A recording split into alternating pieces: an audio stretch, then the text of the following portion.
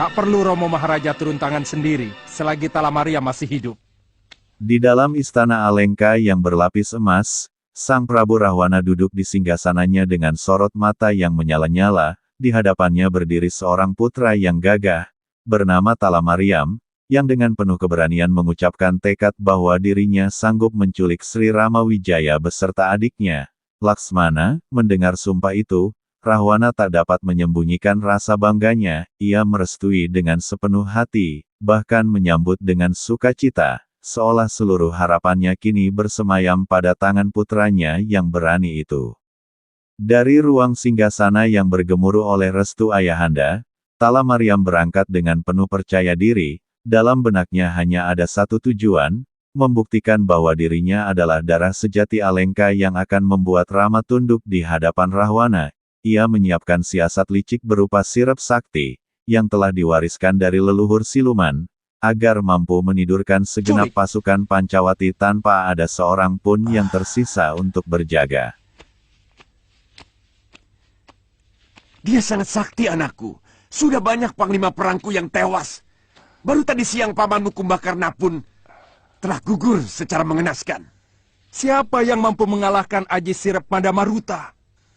Seluruh pasukan mereka akan hamba sirep, Romo. Dan ketika itulah Rama akan hamba culik dan langsung hamba bawa ke Krendatala. Tidak ada seorang pun tahu di mana negeri Krendatala itu, Romo.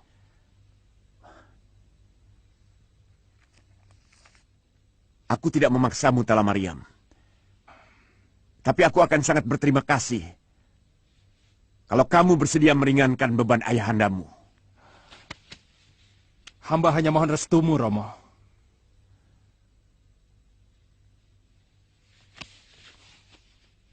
Bangkitlah anakku.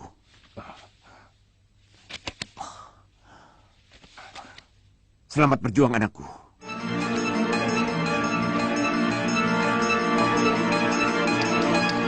Aku di sini. Kumbakarna, Gusti Laksmana. Yes, di mana? Sementara itu, di perkemahan Sri Ramawijaya, Sang Pangeran Ayodhya duduk bersama adiknya, Laksmana. Mereka berbincang tentang Wibisana, adik Rahwana yang dahulu pernah menjadi penasehat bijaksana. Rama mengagumi keberanian Wibisana yang lebih memilih jalan kebenaran ketimbang mengabdi pada tirani kakaknya. Laksmana pun menambahkan bahwa pengorbanan Wibisana akan selalu dikenang, sebab ia rela menanggung murka Rahwana demi melindungi kebajikan. Malam pun turun, sunyi, dan menebarkan hawa lembut, namun, di balik keheningan itu, Wibisana mulai merasakan adanya gelombang sihir yang halus tapi kuat, begitu pula Anoman, kera putih yang setia, mendapati bulu kuduknya berdiri, tanda ada ancaman besar yang melayang di udara. Rupanya sirep Talamariam telah turun, menyelubungi perkemahan, membuat para prajurit Pancawati terlelap dalam tidur tanpa mimpi, tak Tapi berdaya kepada menghadapi rajanya, tipu muslihat kepada gaib. negaranya. Nah, siapapun rajanya, mereka akan tetap mengabdi dan berani mengorbankan diri mereka, Laksmana. Lalu, bagaimana dengan Wibisana, Kanda? Apakah ia bisa dibilang berkhianat kepada negerinya? Dia telah melakukan pekerjaannya sebagai penasihat raja dengan sempurna. Tapi Rahwana marah, kemudian membunuhnya.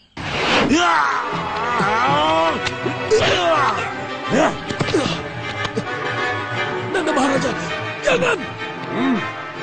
Jangan bunuh dia!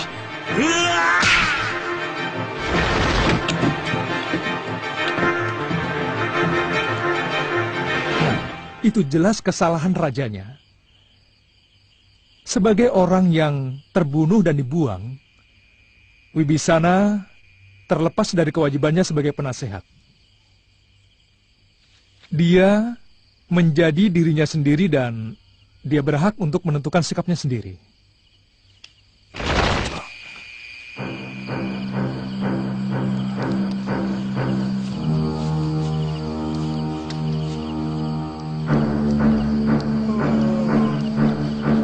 Wibisana yang penuh kewaspadaan segera bertindak, ia mendekati Rama dan Laksmana, mengingatkan bahwa malam itu tidak seperti malam-malam sebelumnya. Dari ikat pinggangnya ia mengeluarkan sebuah bilik kecil bercahaya lembut, pusaka warisan yang mampu melindungi tubuh Rama dari segala sihir. Ia menyerahkan bilik itu kepada Anoman, seraya berpesan agar dijaga sekuat tenaga. Anoman pun mengikatkan ekornya pada bilik tersebut, bertekad tak seorang pun boleh menyentuhnya. Akan tetapi, Tala Maryam yang licik tidak tinggal diam. Ia merubah dirinya menjadi seekor kalajengking hitam, kecil namun berbisa, lalu merayap di sela tanah dan masuk ke dalam bilik. Tanpa disadari Anoman, ia berhasil menyusup dan dalam sekejap menculik Rama beserta Laksmana. Tubuhnya menjelma kembali ke wujud aslinya, lalu ia terbang ke angkasa membawa kedua tawanan itu menuju negeri siluman yang jauh dan menakutkan.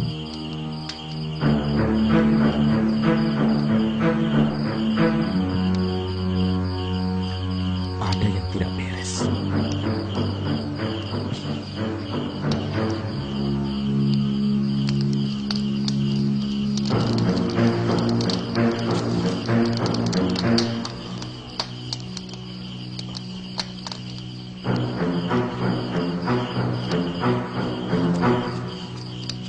Anoman, kamu merasakan sesuatu yang aneh? Iya. Ada yang mengirim sihir, Pangeran. Oh ya.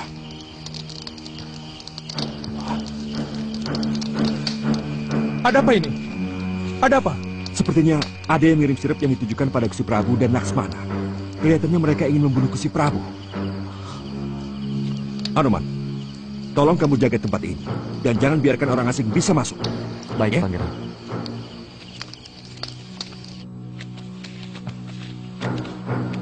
Tapi aku belum merasakan pengaruhnya Wibisana. Mungkin hawa sirip itu belum sampai ke sini. Ya.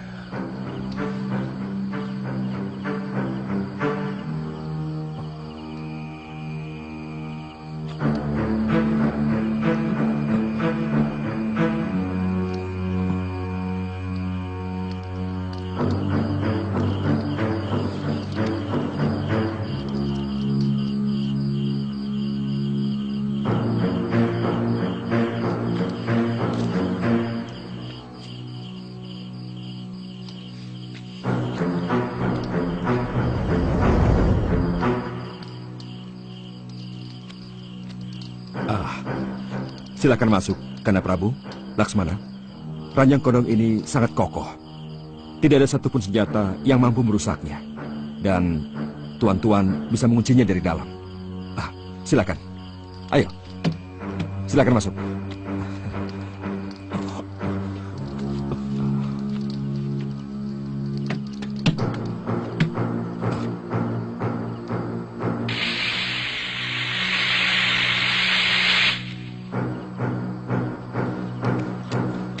Anoman,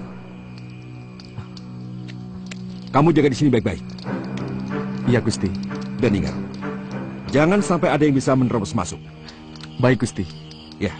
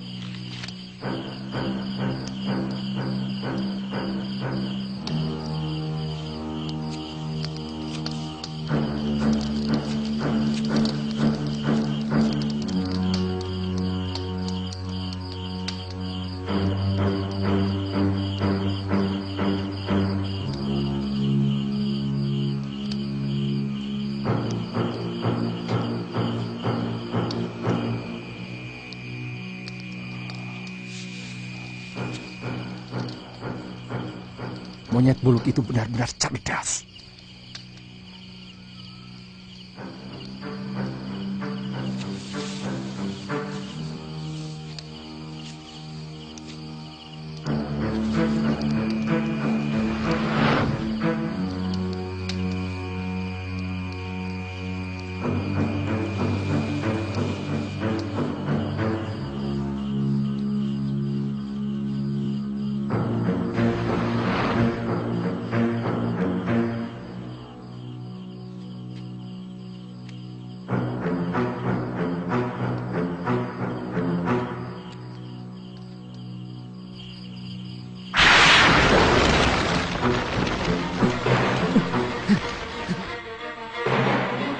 Iya.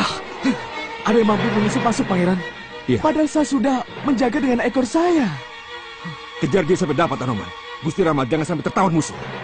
Baik, Pangeran. Ya.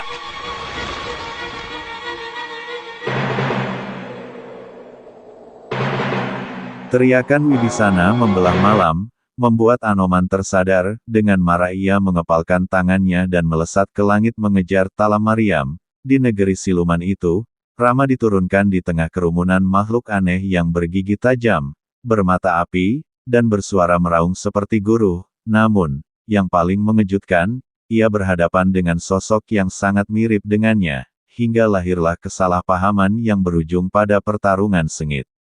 Pertarungan itu nyaris menumpahkan darah, namun, tiba-tiba Batara Narada turun dari kahyangan, memisahkan keduanya dengan tongkat sakti yang berkilau laksana petir. Narada menjelaskan bahwa sosok yang serupa dengan Rama itu bukan musuh, melainkan bagian dari takdir yang terlupakan, yang dihubungkan oleh garis keturunan rahasia. Mendengar penjelasan itu, Rama pun menahan amarahnya, dan mereka berdua kemudian sepakat untuk bekerja sama menyelamatkan diri dari jerat siasat Tala Mariam.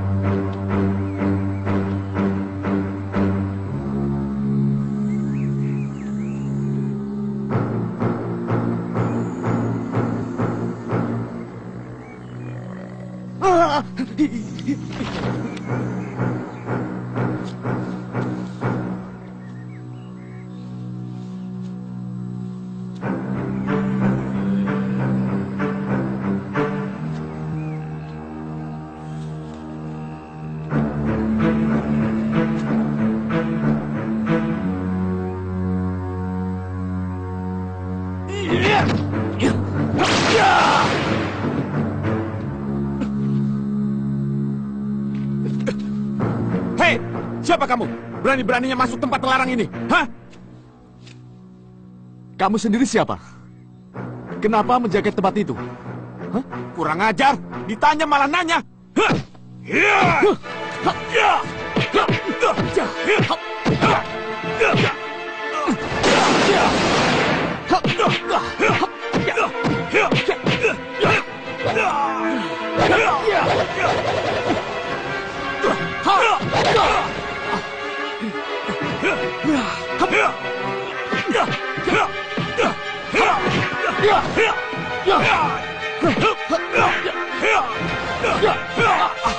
Hentikan! Hentikan, cucuku. Apa patut anak berkelahi melawan bapaknya? Hah? Anak? Apa maksud Batara Narada? Siapa anak? Siapa bapak? Yang kamu lawan itu anakmu sendiri. Saya kan belum kawin, Dewa. Waktu kamu menggendong Dewi Trijata menyeberangi Selat Laut Selong, tanpa terasa kamu meneteskan air cinta yang jatuh ke dalam samudra. Dan air cinta itu dipelihara oleh Dewa Baruna. Kemudian lahirlah titisanmu yang begitu cepat menjadi besar. Dialah orangnya. Dewa Baruna memberinya nama Trigangga. Aneh. Belum kawin, sudah punya anak. Dan kamu, Trigangga, bukankah yang guru menyuruhmu ke Gunung Maliawan untuk menghadap Sri Rama? Kenapa nyasar ke tempat ini? Ini tempat siluman. Waktu hamba baru keluar dari lautan, terus terang, hamba bingung untuk mencari letak Gunung Maliawan. Hamba bertemu Talamarian yang langsung menyerang hamba. Maka terjadilah perkelahian.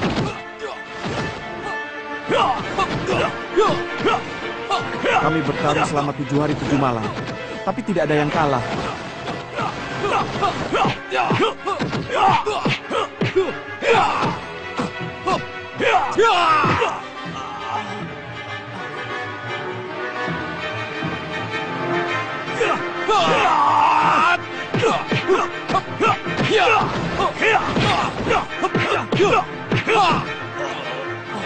Maka akhirnya Talamaria mengangkat hamba sebagai saudara, dan hamba ditugaskan menjaga tempat ini.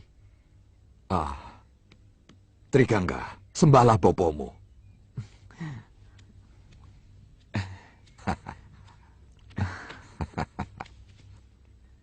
Maafkan hamba, Bopo.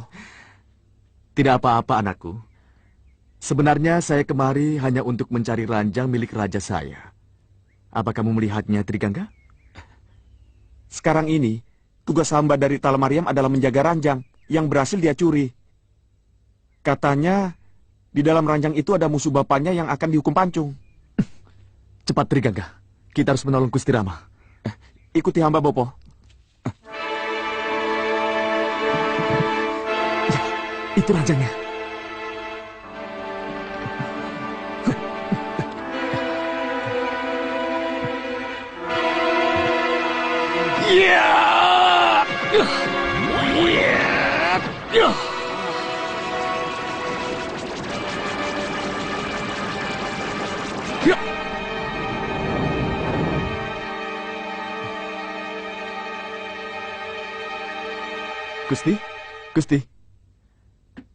Gusti Prabu.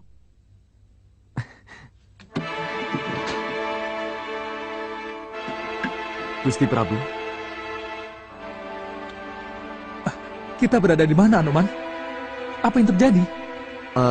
Ranjang sakti itu ada yang mencuri, Gusti, dan membawanya kemari.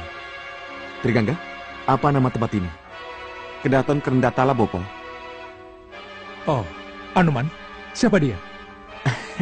Menurut Dewa Narada, dia adalah titisan hamba, Gusti. Trigangga, sembahlah Prabu Rama.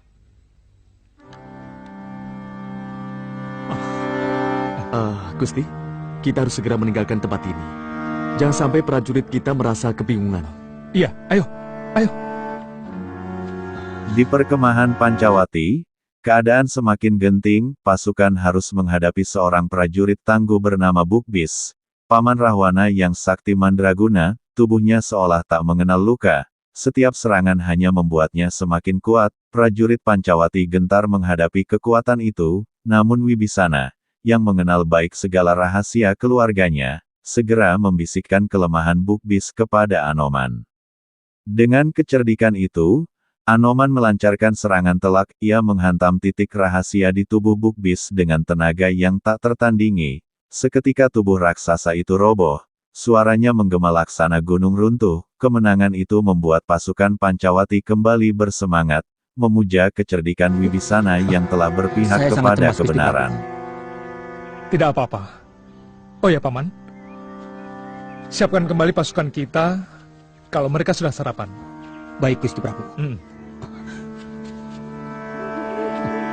Hai semuanya, kumpul! Ayo cepat, kumpul! Ayo!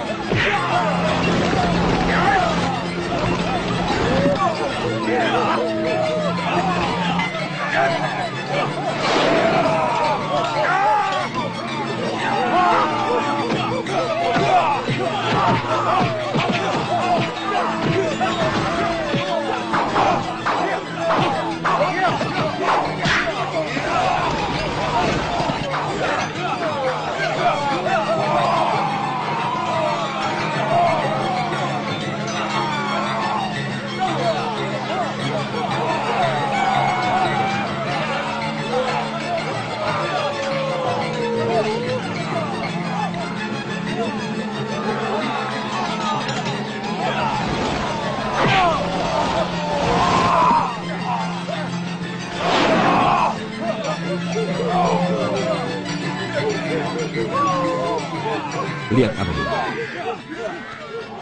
Ditya Mulatani akan selalu bangkit lagi setelah mendapatkan pukulan berikutnya. Iya, Paman, saya melihatnya juga.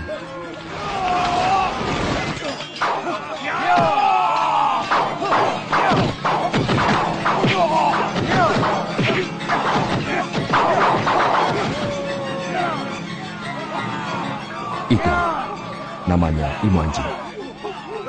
Dia akan selalu mampu bangkit lagi setelah mendapatkan pukulan genap. Yang harus kamu lakukan, pukul dia. Tapi cukup sekali saja. Biarkan dia meskipun dia mengamuk dan bahkan merengek-rengek minta dipukul.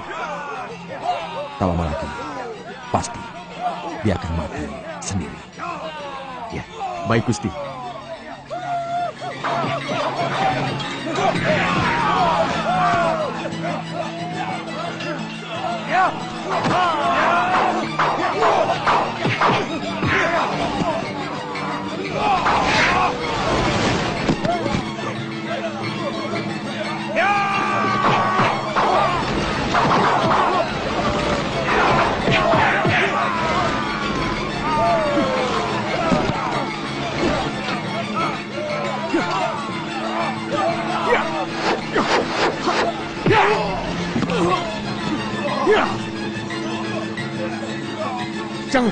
Jangan. Biarkan dia. Tenaganya akan kembali pulih kalau mendapat pukulan sekali lagi.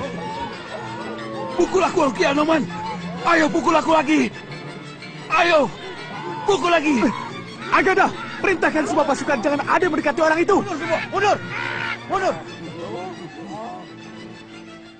Salah seorang penggawa mereka berhasil menemukan tempat hamba menyembunyikan Sri Rama. Di Dan Istana Laksmana yang Alengka, berhasil Tala membaca- Maryam pulang dengan wajah penuh kecewa, ia melaporkan kegagalannya kepada Rahwana. Dengan hati yang dipenuhi penyesalan, namun Rahwana tidak menolak tekadnya. Justru semakin menyalakan semangatnya, Tala Maryam pun berikrar akan kembali turun gelanggang.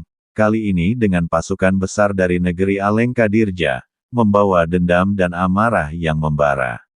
Di medan laga yang penuh asap dan debu, Tala Maryam akhirnya berhadapan dengan Trigangga, saudara angkatnya yang kini memilih berpihak kepada Pancawati. Pertemuan itu bagai petir yang membelah langit, sebab keduanya dahulu bersahabat dekat. Tala Maryam berteriak dengan nada ancaman, berjanji akan membunuh Trigangga bila berani menghalangi, namun Trigangga membalas dengan ketegasan yang dingin, bahwa dirinya kini berdiri di sisi kebenaran. Akan hamba tangkap kembali musuh-musuh Romo itu. Berangkatlah sekarang juga, anakku. Karena medan perang sudah menunggu baktimu kepadaku. Mohon restumu, Romo.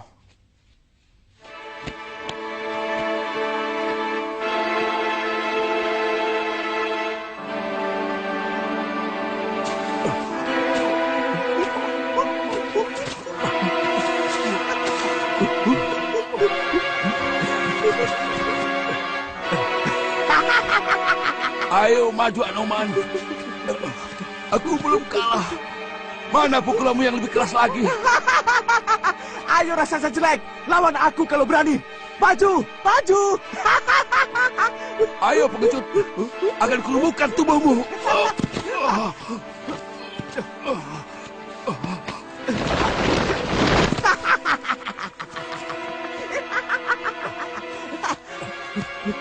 Anoman, Ayo.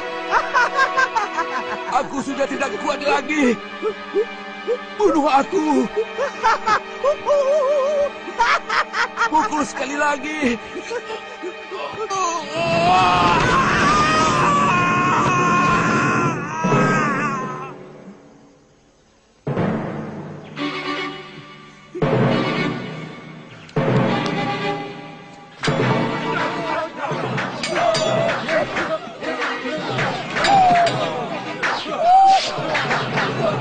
Dia yang menculik Gusti Rama dan Laksmana dalam ranjang tidurnya, Tuan Wibisana.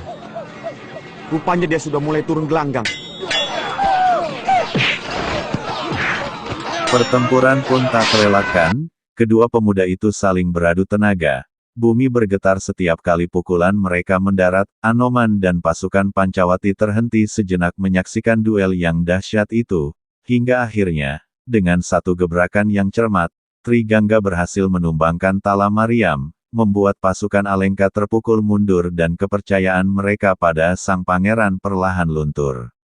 Di tengah kemenangan itu, Wibisana kembali menjadi cahaya bagi Pancawati. Ia mengungkapkan kelemahan-kelemahan yang dimiliki anak-anak Rahwana, menekankan bahwa setiap kesaktian selalu memiliki celah. Tanpa pengetahuannya, pasukan Pancawati tak akan mungkin mampu bertahan. Ia bahkan mengingatkan bahwa cucunya sendiri, Trigangga, memiliki kekuatan yang hampir sebanding dengan Anoman, sehingga Pancawati kini memiliki dua penjaga yang tiada Tuan, tanding. saya pamit.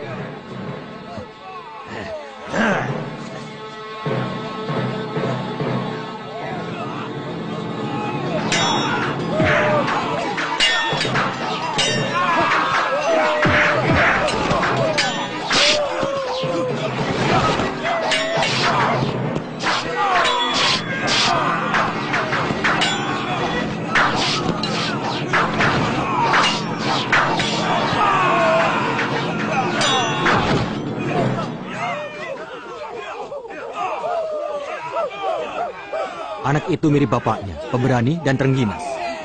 Ya, menurut cerita Anoman, bahwa anak itu adalah titisan dari rasa cintanya ketika ia menggendong putriku, Trijata. Jadi, dia termasuk cucuku. Iya, cucu kakang juga. Iya.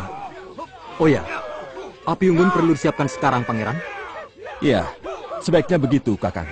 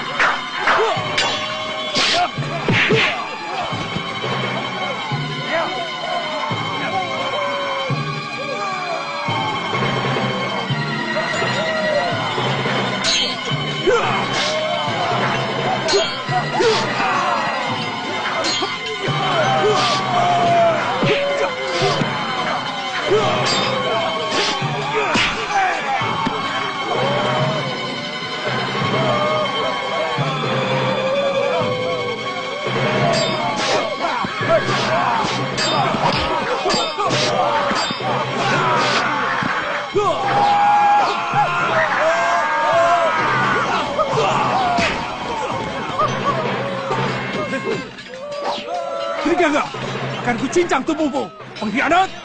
Kau ternyata lebih busuk dari segala kebusukan Kala Mariam. Selama ini kau telah menipuku. Ayo maju!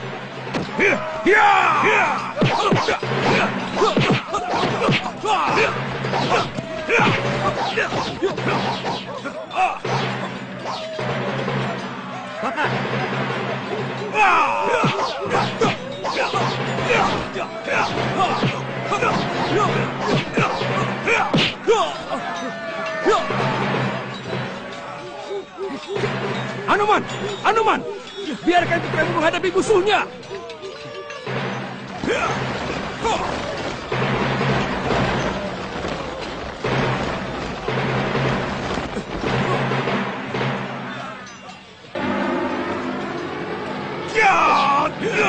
Maka sejak hari itu, nama Trigangga harum di perkemahan, disebut-sebut sejajar dengan Anoman sebagai pahlawan yang menjaga Sri Rama Wijaya. Wibisana pun dipandang sebagai penasehat yang tak ternilai, dan meski Kala Mariam telah tumbang, bayangan Rahwana masih membayang di Cakrawala. Menunggu waktu untuk mengirimkan badai baru, peperangan itu belum selesai, sebab setiap kemenangan hanyalah gerbang menuju ujian yang lebih besar, dan setiap jiwa yang setia harus siap menebusnya dengan darah maupun pengorbanan.